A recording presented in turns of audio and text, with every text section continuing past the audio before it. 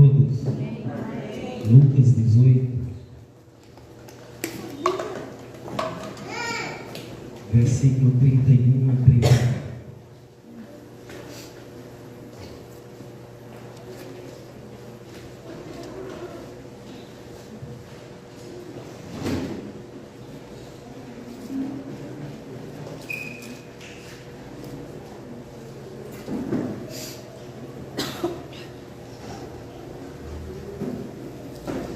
Lucas 18, versículo 31 a 34.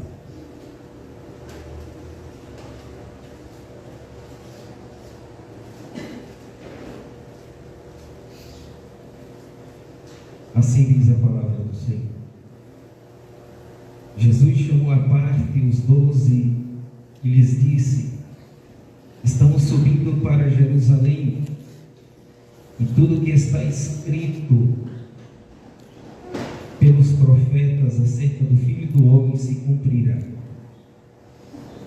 Ele será entregue aos gentios, que zombarão dele, o insultarão, cuspirão nele, o açoitarão e o matarão. No terceiro dia ele ressuscitará. Os discípulos não entenderam nada dessas coisas. O significado dessas palavras lhe estava oculto, e eles não sabiam do que estavam falando. Amém.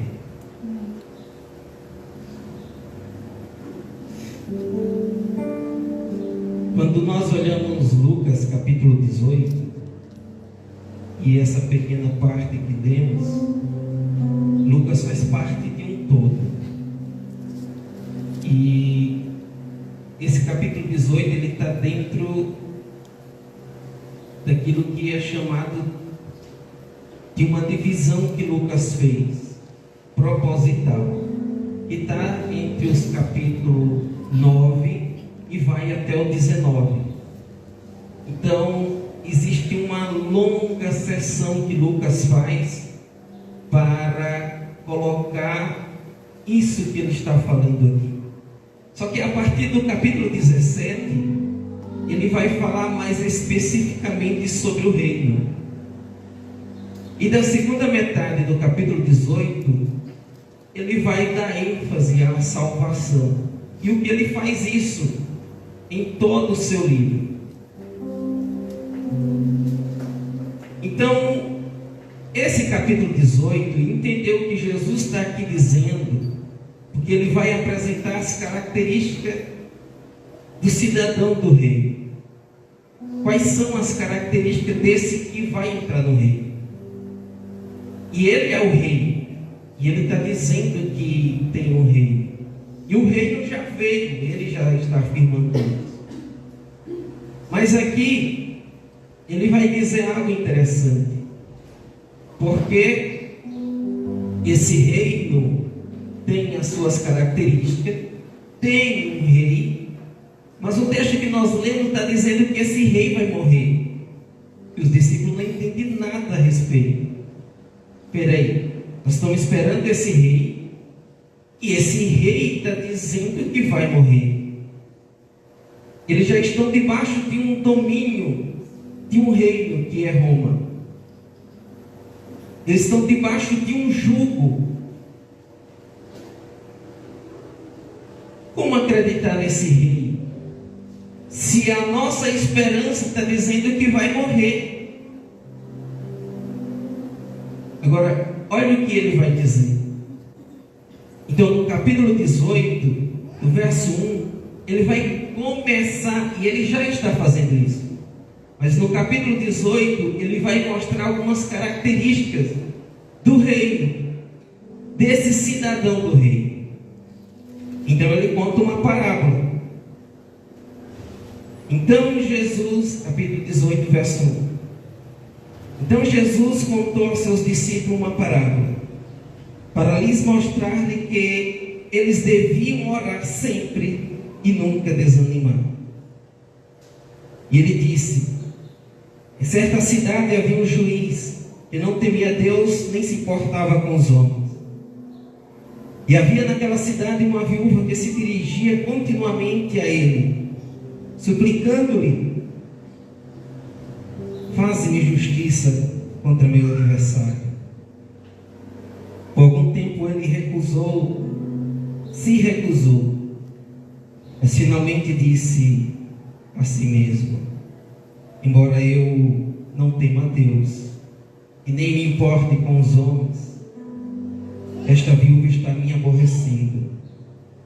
Vou lhe fazer justiça, para que ela não venha mais me importunar. E o Senhor continuou: ouça o que diz o juiz injusto.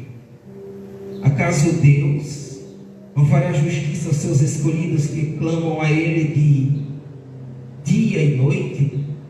Continuará fazendo-os esperar? Eu lhes digo, Ele lhes fará justiça e depressa. Contudo, quando o Filho do Homem vier, encontrará fé na terra? Se vocês olharem atentamente, você vai ver que essa parte da parábola, ela está vinculada ao capítulo 17. E ele tinha falado antes sobre a vinda do reino, e ele vai falar os dias de Noé, ele vai falar os dias de Ló, assim como foi nos dias de Noé, assim como foi nos dias de Ló. Aqui a parábola não é oração, oração, oração, oração. A ideia da parábola é: eu tenho esperança, e por ter esperança eu continuo pacientemente orando.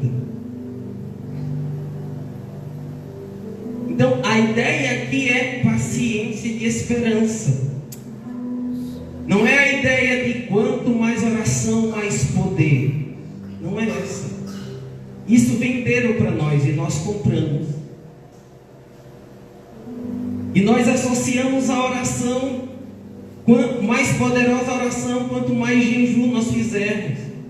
Na realidade é totalmente o oposto do que as características do reino aqui.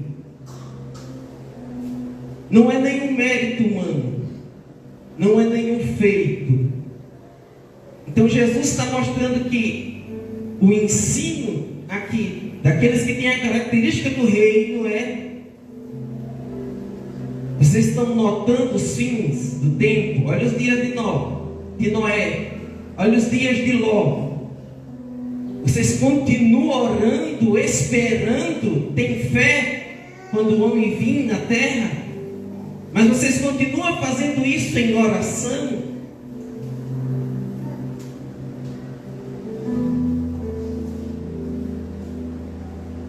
A nossa ideia é, e é o que passaram para nós também: quanto mais tempo, quanto maior a igreja, quanto mais destaque, as coisas estão bonitinhas. Na realidade, a identificação do texto é mostrar. Se vocês olharem o texto, se vocês olharem o que está à sua volta, vocês vão ver que os dias não são bonitinhos. Existe falta de fé, existe falta de esperança. E Jesus está dizendo as características de quem é um cidadão do reino: paciência e esperança. Glória a Deus. Aí ele prossegue. Ele vai contar uma parábola a respeito daqueles que têm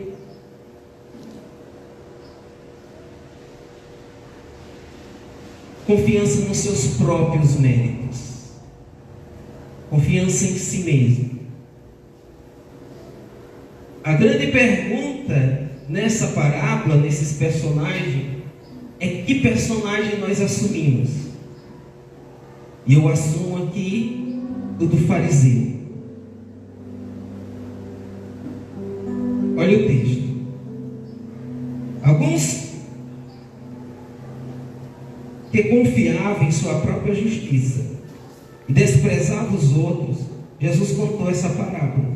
Olha só, alguns que confiavam na sua própria justiça, desprezavam os outros. Sabe quando as pessoas dizem assim: pelo menos melhor do que Beltrano eu sou melhor do que Cicrano.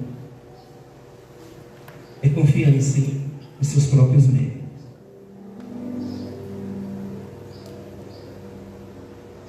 Dois homens subiram ao templo para orar.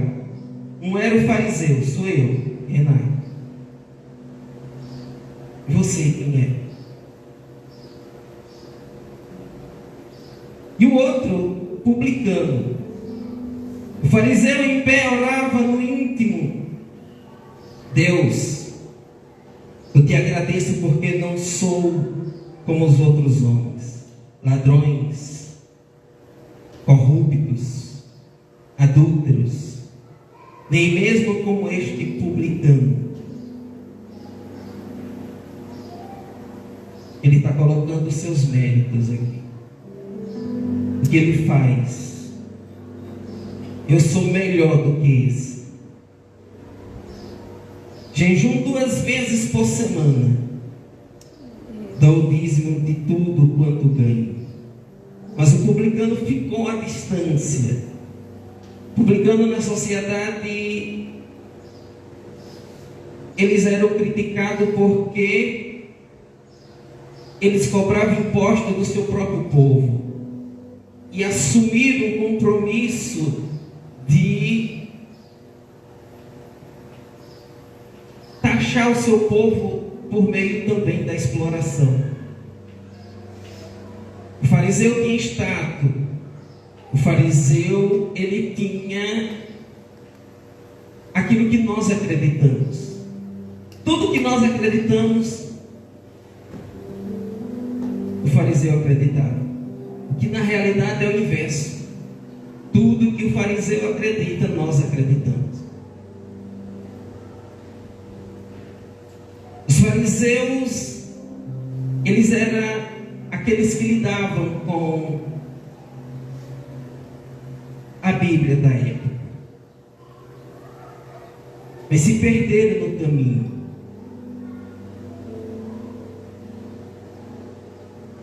E aí ele olha esse publicano que está distante. Ele nem ousava olhar para o céu, mas batendo no peito dizia: Deus, tem misericórdia de mim, que sou pecador. Eu lhes digo, este homem, e não o outro, foi para casa justificado diante de Deus. Pois quem se exalta será humilhado, e quem se humilha será exaltado. Qual é a diferença entre o publicano e o fariseu? Que sou eu, o fariseu. E você, quem é? A diferença é que o publicano tinha convicção do pecado dele. O publicano tinha convicção que era um pecador. O fariseu confiava nos seus méritos. Pelo menos melhor do que Beltrano eu sou. Cicrana, meu Deus. Meu Deus.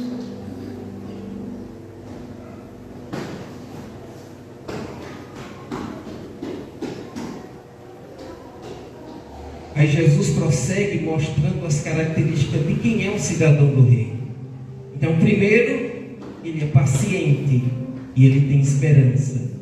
Mesmo diante de apostasia, ele continua. Porque a oração é o quê? É a manifestação de que eu acredito em Deus. Eu faço isso por meio da oração. Aí ele mostra: aquele que é um cidadão do reino não confia nos seus próprios méritos, não confia na sua própria força,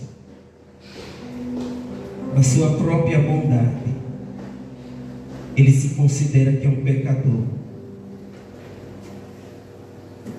Aí Jesus vai dar um outro exemplo de quem é um cidadão do reino. O povo também estava trazendo criancinhas para que Jesus tocasse nelas. Ao verem isso, os discípulos repreendiam aqueles que as tinham trazido.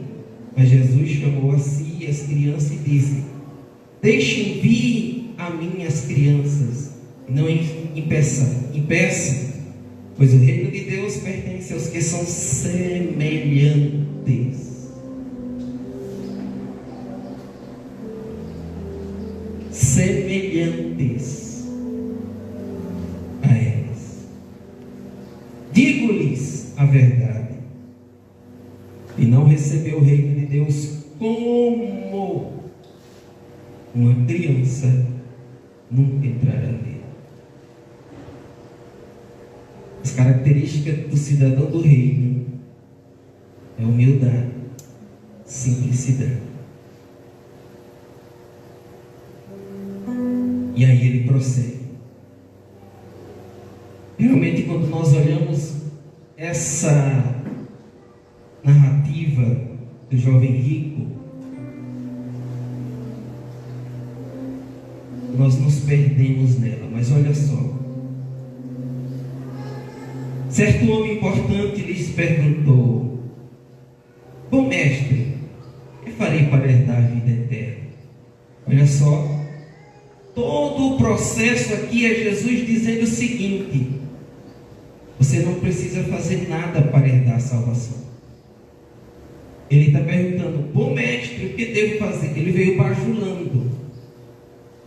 Bom, ele está bajulando Jesus. Por que você me chama bom? Respondeu Jesus: não há ninguém que seja bom, a não ser somente Deus. Você conhece os mandamentos? Aí ele vai cometer um outro erro aqui.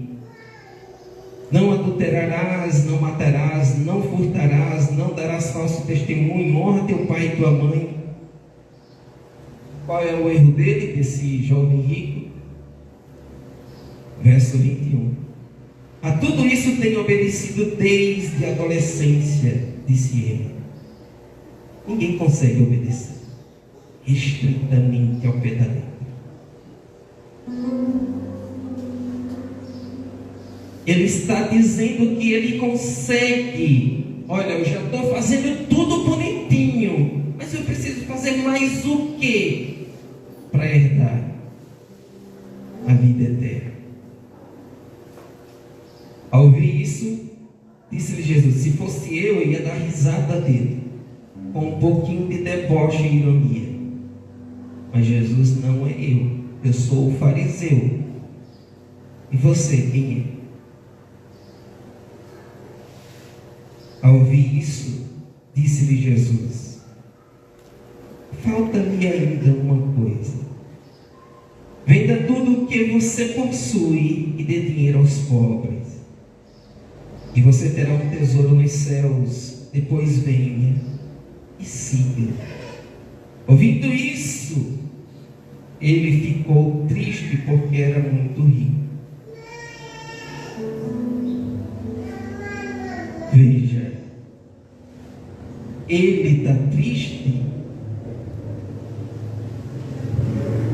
Jesus não está pedindo para ele fazer um voto de pobreza. Esse não é o ponto. Jesus está pedindo para que ele, pela primeira vez, se importe com o próximo.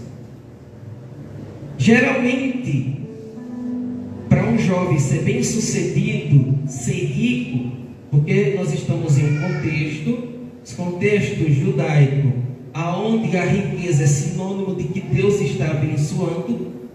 E aí, nesse sentido, ou você é rico por causa do seu sucesso, ou você herdou, que provavelmente seria o caso dele ou outro. Mas em ambas as circunstâncias, o ponto é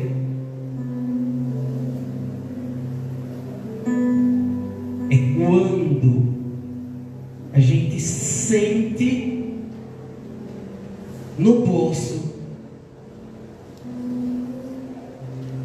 para auxiliar o outro. Jesus vai mostrar que Ele tem confiança nas suas riquezas. Então olha só, quanto mais nós, com aquilo que temos, investimos em nós, vai mostrar onde está a nossa confiança. O quanto daquilo que nós temos é compartilhado com o outro. Ele está mostrando aqui os 10 mandamentos. Ele é um esqueleto. E ele tem um único objetivo: honrar a Deus. Divididos em duas partes: honrar a Deus e honrar ao próximo. Vá e vende e dê aos pobres não é um voto de pobreza. Ele está pedindo para que ele multiplique o que ele tem e disto compartilhe com os pobres. É como se ele fosse render o que ele tem e a partir do que ele tem compartilhar com os pobres. Não era para ele ficar pobre, essa não é a ideia, mas é a partir do que ele tem, a partir do ponto de que somos cristãos e nós dizemos ser. Quanto mais nós investimos em nós, está dizendo que nós não acreditamos. Temos dificuldade para colocar uma moeda, mas a nossa casa é bem mobiliada. Jesus pediu para ele fazer voto de pobreza e ficar pobre? Não. A pergunta é: aonde nós investimos aquilo que nós julgamos dizer ser de Deus? Eu faço tudo isso desde a minha adolescência. Então Jesus prossegue. Lembre, a questão aqui é salvação. Então, vendo entristecido, Jesus disse: como é difícil aos ricos entrar no reino de Deus. De fato, é mais fácil passar um camelo pelo fundo de uma agulha do que um rico entrar no reino de Deus.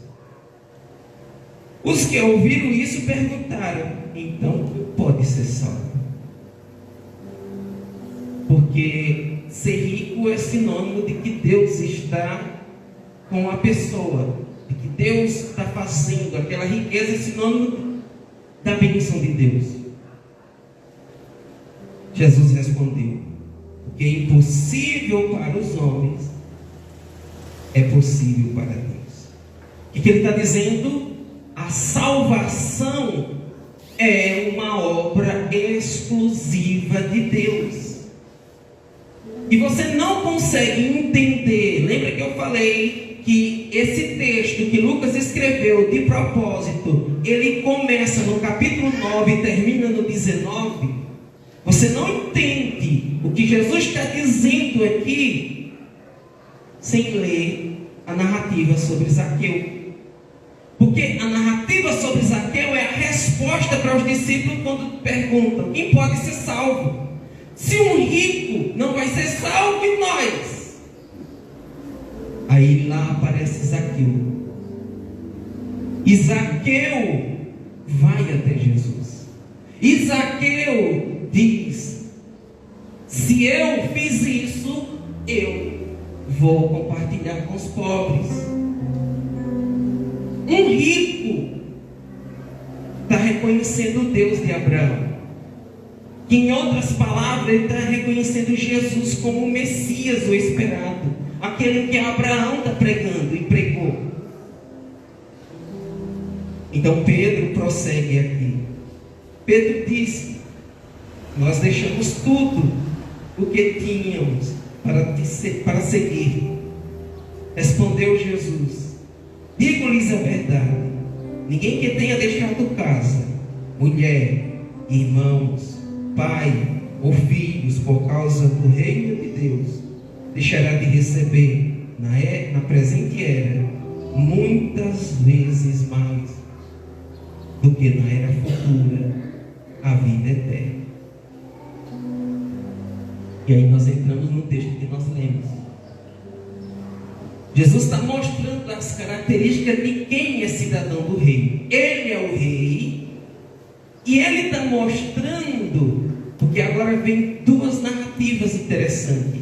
Essa que nós lemos, que vai fazer qual é o ponto de tudo que está sendo dito no capítulo 18? Entregar tudo pelo reino. Mas esse reino e esse rei está dizendo que vai morrer. Espera aí, como é que eu agora vou entregar tudo por um rei que vai morrer? E quem fecha mostrando que nessa vida do reino é necessário ter entrega. É a narrativa do céu. E o texto diz: ao aproximar-se Jesus de Jericó, um homem cego estava sentado à beira do caminho pedindo esmola. Quando ouviu a multidão passando, ele perguntou: o que estava acontecendo? Disseram-lhe: Jesus de Nazaré está passando.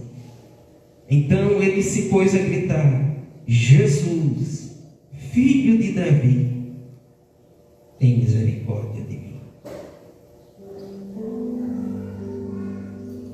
Esse rei, esse reino, os cidadãos do reino, eles devem entregar tudo. Mas como vai entregar tudo pelo rei que vai morrer? Não é por acaso que a narrativa do cego de Jericó aparece aqui. É que é necessário Jesus ir até a cruz, senão os cidadãos do reino não têm vida eterna.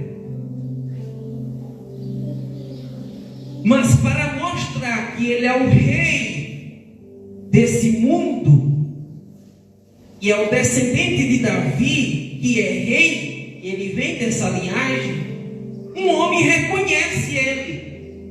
Um cego, olha a ironia, um cego reconhece o rei e o seu rei. Jesus, filho de Davi, tem misericórdia de mim. A narrativa vai mostrar que esse rei, ele é poderoso ao curar esse cego. Não somente mostra o seu poder, mas vai mostrar que é necessário que ele morra e ressuscite para se cumprir o que está escrito. Então o texto prossegue. Então ele se pôs a gritar: Jesus, filho de Davi, tem misericórdia de mim. Os que iam adiante o repreendiam para que ficasse quieto, mas ele gritava ainda mais: filho de Davi, tem misericórdia de mim. Jesus parou e ordenou que o homem lhe fosse trazido. Quando ele chegou perto, Jesus perguntou-lhe: o que você quer que eu faça? Senhor, eu quero ver, respondeu ele. Jesus lhe disse: recupere a visão. A sua fé o curou. Imediatamente ele recuperou a visão e seguia Jesus, glorificando a Deus. Quando todo o povo viu isso, deu louvores a Deus. Aleluia, glória a Deus.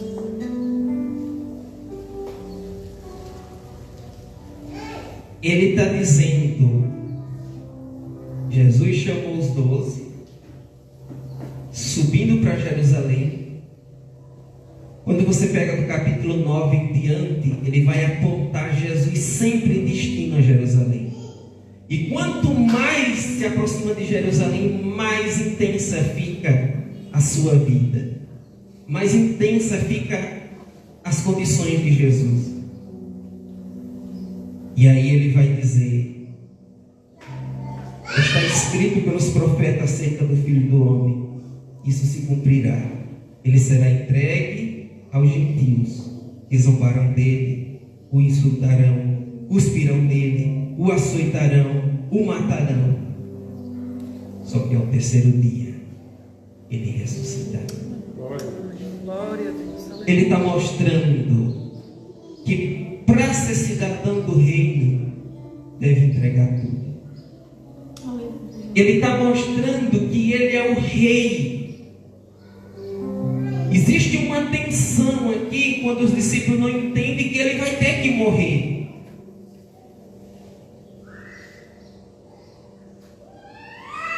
Existe uma tensão em nossas vidas. Nossa vida é feita de tensão. A grande pergunta é: aonde está a nossa esperança? Porque quanto mais se aproxima os fins dos tempos, mais apostasia, mais a falta de paciência, mais a falta de esperança.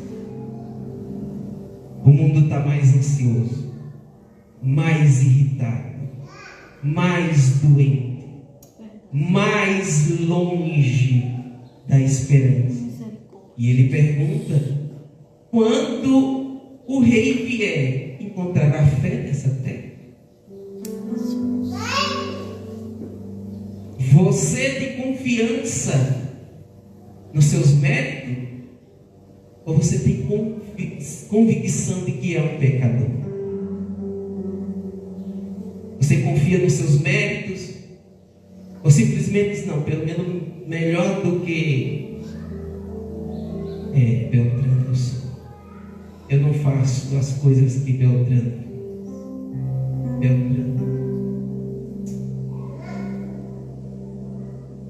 Se nós não tivermos convicções de que somos pecadores, nós vamos ter louvores, que é o que os fariseus recebiam, os louvores dos homens. Jesus disse na oração de Mateus 6, ele já recebeu a sua recompensa, que é o aplauso dos homens.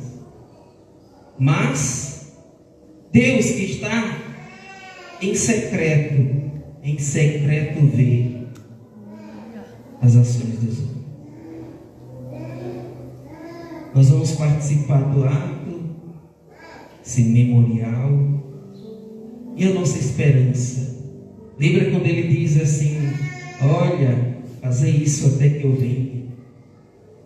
O reino, ele já veio, mas ainda não foi totalmente consumado. Ele já deu início, mas ainda não está plenamente convicto. Nós não podemos se perder com a escatologia de jornal. Fim do mundo, terremoto, maremoto, vulcão, furacão, tornado. Nós não podemos se perder com isso. Nós precisamos olhar para os eventos, mas não nos prender a eles como se eles fossem determinantes. Senhor Deus,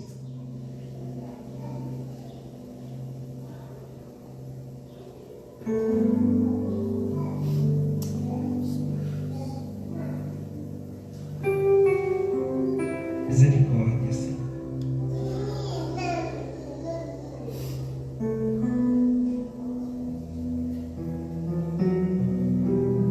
Meu Deus, tem misericórdia de mim.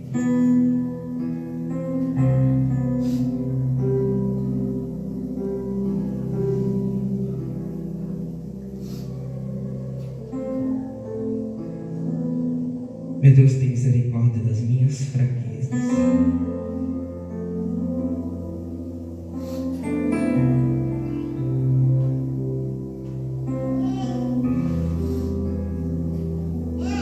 Sou fraco, Senhor. Não suporto muitas coisas.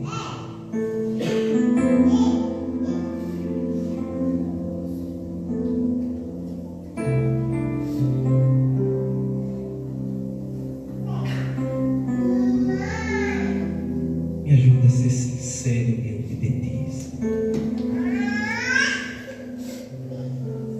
Paciência e esperança, meu Senhor.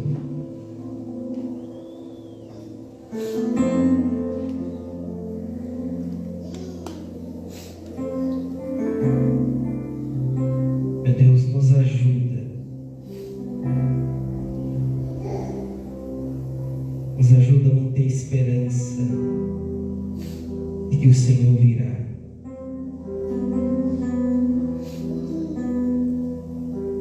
Nos ajuda a manter esperança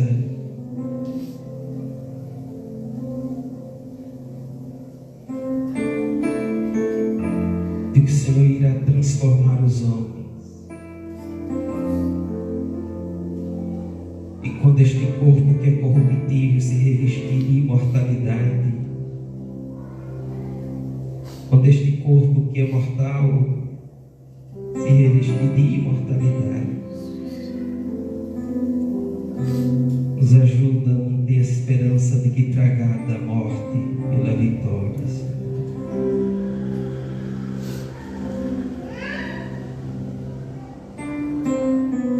Nos auxilie, ó Pai, nos auxilia. Nos auxilia em nosso dia a dia. Aumenta a nossa fé, Senhor. Nos ajuda na nossa incredulidade, na minha incredulidade, Senhor. Nos auxilia. É por amor a Jesus, Senhor, que eu te peço, te agradeço. Nos auxilia. Amém. Glória a Deus.